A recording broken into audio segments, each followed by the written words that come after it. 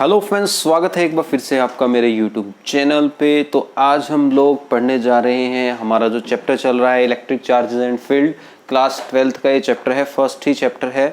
और आज I think ये 4th वीडियो इस चैप्टर की मैं डालने जा रहा हूँ। इससे पहले 3 वीडियोज़ इस चैप्टर पे मैं ऑलरेडी बना चुका हूँ, उनके लिंक डिस्क्रिप्शन बॉक्स में है, वो आप देख सकते हो। दोस्तों, आज हम बात करने वाले हैं डाइलेक्ट्रिक कांस्टेंट या जिसे हम रिलेटिव परमिटिविटी भी कहते हैं उसके बारे में, कि डाइलेक्ट्रिक कांस्टेंट या रिलेटिव परमिटिविटी क्या होता है।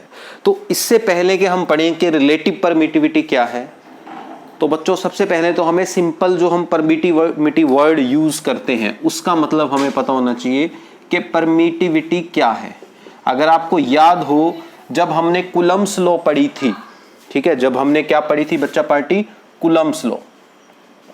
तो जब हमने पढ़ी थी कूलम्ब्स लॉ, तो वहां हमने देखा था कि कूलम्ब्स लॉ बोलती है कि अगर हमारे पास दो चार्ज हैं Q1 और Q2 and they are separated by a distance r, तो एक दूसरे पे लगाते हैं ये फोर्स, और वो फोर्स क्या होती है, that is 1/4 pi epsilon not into Q1 Q2 by r²। This is the formula for the force. अब यहाँ पे हमारे पास जो है कांस्टेंट है 1/4 पाई एप्सिलॉन नॉट, इसमें ये जो टर्म है, ये जो एप्सिलॉन नॉट है, इसे हम क्या बोलते थे, permittivity of free space, permittivity of free space, यानी कि जो एयर है या कह लो सिंपली वैक्यूम है उसकी परमिटिविटी। ठीक है ना बेटा, ये एप्सिलॉन नॉट होता था। तो बेसिकली जो ये परमिटिविटी है एप्सिलॉन, ये है क्या, इसकी डेफिनेशन क्या है, पहले तो हमें ये पता होनी चाहिए, उसके बाद हम बात करेंगे रिलेटिव परमिटिविटी या डाइलेक्ट्रिक कांस्टेंट की। तो बच्चों, परमिटिविटी बेसिकली सबसे पहले तो आपको ध्यान रखना है, it is just the property of the medium. ठीक है, it is the property of a medium, किसी भी मीडियम की, चाहे वो एयर हो चाहे वो कोई भी मटेरियल हो, परमिटिविटी उसकी एक प्रॉपर्टी है। सबसे पहले तो आपको ये ध्यान रखना है कि ये प्रॉपर्टी है किसी भी मीडियम की, जो डिटरमाइन करती है इलेक्ट्रिक फोर्स को between the two charges placed in the medium, के किसी भी मीडियम में हमने जो दो चार्ज रखे हैं, वो दो चार्ज एक दूसरे पे कितनी फोर्स लगाएंगे, ये डिपेंड करता है उस मीडियम की परमिटिविटी पे। ठीक है, तो मैं इसकी डेफिनेशन क्या लिख सकता हूं बच्चों, कि property of a medium which determine the electric force acting between two charges situated in a given medium। ठीक है, ये सिंपल सी बेसिक सी डेफिनेशन बनती है परमिटिविटी की बच्चों। ठीक है, कि एक प्रॉपर्टी है मीडियम की जो ये डिफाइन करेगी कि कितनी इलेक्ट्रिक फोर्स लगाएंगे चार्जेस किसी मीडियम में। क्योंकि दोस्तों, अगर मैं मीडियम चेंज करता हूं ना, तो फोर्स पे बहुत ही ज्यादा इफेक्ट हमें देखने को मिलता है। कि अगर मैं आपको एग्जांपल दूं कि सपोज मैंने एक बार तो चार्जेस को रखा एयर में, ये दो चार्ज हैं बच्चों, एक है चार्ज Q1 और एक है चार्ज Q2, इनके बीच की जो डिस्टेंस है सपोज दैट इज r, और इनको अभी मैंने रखा हुआ है एयर में, और फिर मैंने इनको रख दिया सपोज वाटर में। किस में रख दिया, वाटर में। सेम चार्जेस को किस में रख दिया बच्चों, मीडियम चेंज कर दिया, पहले एयर में थे अब रख दिया वाटर में। तो आप देखोगे जैसे ही मैं मीडियम चेंज करूंगा तो परमिटिविटी चेंज होगी। परमिटिविटी चेंज होने से फोर्स पे बहुत ही बड़ा इफेक्ट आपको देखने को मिलेगा। कि पहले अगर ये पार्टिकल्स, चार्ज पार्टिकल एक दूसरे पे F फोर्स लगा रहे थे, तो अब एक दूसरे पे वो कितनी फोर्स लगाएंगे, वाटर में approximately 1/80th of the force in air. तो आप देख सकते हो जो फोर्स है वाटर के अंदर वो चेंज हो गई है, डिक्रीज हो गई है, और कितनी ज्यादा डिक्रीज हो गई है बच्चा पार्टी। तो इसका मतलब अगर मैं मीडियम चेंज करता हूं और चार्जेस के बीच की डिस्टेंस और चार्जेस की वैल्यू सेम रखता हूं, तो मीडियम चेंज कर देने से एकदम से फोर्स की वैल्यू चेंज हो जाती है। तो इसका मतलब, और फोर्स की वैल्यू चेंज क्यों हुई, क्योंकि अलग अलग मीडियम की परमिटिविटी अलग अलग होती है। ठीक है, क्लियर है। वाटर की जो परमिटिविटी है वो ज्यादा है एयर की परमिटिविटी से, अप्रोक्सीमेटली 80 टाइम्स, इसीलिए फोर्स 80 टाइम्स कम हो गई है, क्योंकि जो फोर्स है that is inversely proportional to permittivity. Clear है। तो परमिटिविटी अगर आपको समझ में आ गया तो अब आपको नेक्स्ट टॉपिक तो इजीली समझ में आने वाला है। डस्टर ढूंढ लेते हैं, डस्टर कहाँ रख दिया मैंने, तो आप लोग अभी इसको लिख लो जब तक मैं डस्टर ढूंढता हूं। Where is duster, duster duster,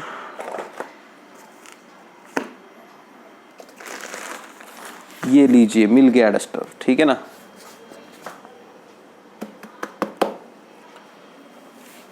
okay, तो अब हम बात करेंगे जो हमारा टॉपिक है डाइलेक्ट्रिक कांस्टेंट या रिलेटिव परमिटिविटी।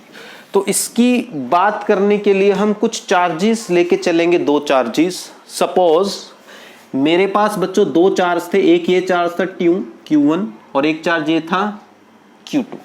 इन दोनों को मैंने वैक्यूम में रखा हुआ है। कहां रखा हुआ है बच्चों? वैक्यूम में। वैक्यूम का मतलब तो सब समझते हो, जहां कुछ भी ना हो, एयर भी ना हो, उसे बोलते हैं वैक्यूम। और इनके बीच की डिस्टेंस बच्चा पार्टी सपोज कितनी है? R। तो अब ये एक दूसरे पे लगाएंगे इलेक्ट्रिक फोर्स। कितनी फोर्स लगाएंगे? Q1 चार्ज Q2 को रिपेल करेगा क्योंकि सिमिलर चार्ज है, Q2 चार्ज Q1 को रिपेल करेगा with some force FV। F vacuum, इसको हम वैक्यूम मान लेते हैं कि वैक्यूम में लगने वाली फोर्स F वैक्यूम। और अगर मैं इस पे कूलम्ब्स लॉ लगाता हूं तो कूलम्ब्स लॉ के अकॉर्डिंग ये जो फोर्स आएगी बच्चों, ये बनेगी 1/4 pi epsilon not Q1 Q2 by R square. This is equation 1। तो ये तो हमारी फोर्स आ गई वैक्यूम में। अब सपोज बच्चा पार्टी मैंने इन चार्जेस को रख दिया किसी मीडियम में। किस में रख दिया मैंने इनको? किसी मीडियम में रख दिया। ये कोई मीडियम है सपोज, ठीक है, let this is some medium. ये कोई मीडियम है जिसका जो परमिटिविटी है वो एप्सिलॉन है। यहां पे एप्सिलॉन नोट किसको रिप्रेजेंट करता है बच्चों? एप्सिलॉन नोट रिप्रेजेंट करता है परमिटिविटी इन फ्री स्पेस को। ठीक है बच्चों, किसको रिप्रेजेंट करता है? परमिटिविटी इन फ्री स्पेस को। और ये जो हमारा मीडियम है जिसमें मैंने अब चार्ज रखे हैं, इसकी परमिटिविटी सपोज क्या है? एप्सिलॉन। लेट एप्सिलॉन क्या है? Absolute permittivity of the medium. Absolute permittivity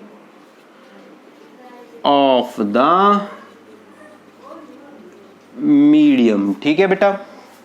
अब मैंने यहां पे रख दिए चार्ज। एक चार्ज यहां रख दिया मैंने Q1 और एक चार्ज बेटा मैंने यहां रख दिया Q2, और इनके बीच की डिस्टेंस मैंने रख दी R। सेम डिस्टेंस रखी है लेकिन इस बार फोर्स अलग होगी। सपोज ये इसको रिपेल करेगा इधर, ये इसको रिपेल करेगा इधर, और जो फोर्स लग रही है उसको मैंने मान लिया F मीडियम, जिस मीडियम में भी रखा है F medium. Now according to Coulomb's law ये जो फोर्स लगेगी बच्चों, ये आएगी हमारी 1/4 pi epsilon Q1 Q2 by R square. अब यहां मैंने देखो एप्सिलॉन नोट की बजाय एप्सिलॉन यूज किया है क्योंकि पहले फ्री स्पेस में थे वैक्यूम में, और वैक्यूम की एब्सोल्यूट परमिटिविटी एप्सिलॉन नॉट ही होती है, और इस मीडियम की एप्सिलॉन है तो यहां एप्सिलॉन आएगा। इसे इक्वेशन 2 मान लेते हैं। अब जस्ट हमें बच्चों क्या करना है? अब हमें जस्ट क्या करना है? इक्वेशन 1 को 2 से डिवाइड करना है। तो डिवाइडिंग इक्वेशन 1 बाय इक्वेशन 2। तो इक्वेशन 1 को 2 से करेंगे डिवाइड, और जब डिवाइड करेंगे बच्चा पार्टी हमारे पास आएगा F vacuum divided by F medium is equal to F vacuum की वैल्यू रख देंगे 1/4 pi epsilon not Q1 Q2 by R square. F medium की वैल्यू रख देंगे 1/4 pi epsilon Q1 Q2 by R square. जो बच्चा पार्टी कटता हो उसको काट दो।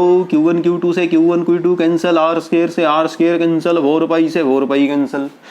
क्या बचा बच्चों आपके पास? आपके पास बचा 1/एप्सिलॉन बाय 1/एप्सिलॉन, मतलब 1/एप्सिलॉन नॉट बाय 1/एप्सिलॉन। रीअरेंज करेंगे तो आपके पास आएगा बच्चों F vacuum divided by F medium is equal to epsilon ऊपर चला जाएगा, ये एप्सिलॉन नॉट नीचे आ जाएगा, यही आएगा ना इसको रीअरेंज करके। तो ये आ गया हमारे पास। तो यहाँ पे जो ये रेशो आई ना बच्चों, एप्सिलॉन बाय एप्सिलॉन नॉट, इस रेशो को ही क्या कहा जाता है, रिलेटिव परमिटिविटी या डाइलेक्ट्रिक कांस्टेंट। ठीक है, डाइलेक्ट्रिक कांस्टेंट को स्मॉल k से रिप्रेजेंट करते हैं, रिलेटिव परमिटिविटी को एप्सिलॉन r से रिप्रेजेंट करते हैं। कुछ बुक्स में इसको कैपिटल K से भी रिप्रेजेंट किया जाता है, कोई दिक्कत नहीं है, ठीक है ना। तो यहाँ पे ये जो रेशो है epsilon by epsilon, this is called relative permittivity या सिंपली डाइलेक्ट्रिक कांस्टेंट। क्लियर है सबको, आ गया समझ में। तो यही है डेफिनेशन बच्चों रिलेटिव परमिटिविटी की। तो रिलेटिव परमिटिविटी क्या बनी, permittivity of the medium divided by permittivity in free space. ये जो रेशो है that is called relative permittivity और डाइलेक्ट्रिक कांस्टेंट। या आप इसकी टर्म में भी डेफिनेशन दे सकते हो। आप ये भी कह सकते हो कि relative permittivity of a medium is the ratio of the force between two charges placed in vacuum to the force between the same charges placed in a medium separated by the same distance। कि अगर मैं दो charges को vacuum में रखता हूं r distance पे, तब जो फोर्स लगती है उसकी रेशो किसके साथ, जब इन्हीं चार्जेस को सेम डिस्टेंस पे किसी मीडियम में रख दिया जाता है, उस रेशो को हम बोलते हैं रिलेटिव परमिटिविटी और डाइलेक्ट्रिक कांस्टेंट। तो ये था आज का टॉपिक। आई होप आप लोगों को ये समझ में आगे। अगर वीडियो अच्छी लगी तो लाइक जरूर करें, नए हो तो चैनल को सब्सक्राइब जरूर करें, अपने दोस्तों के पास वीडियो को शेयर जरूर करें। धन्यवाद, मिलते हैं नेक्स्ट वीडियो में।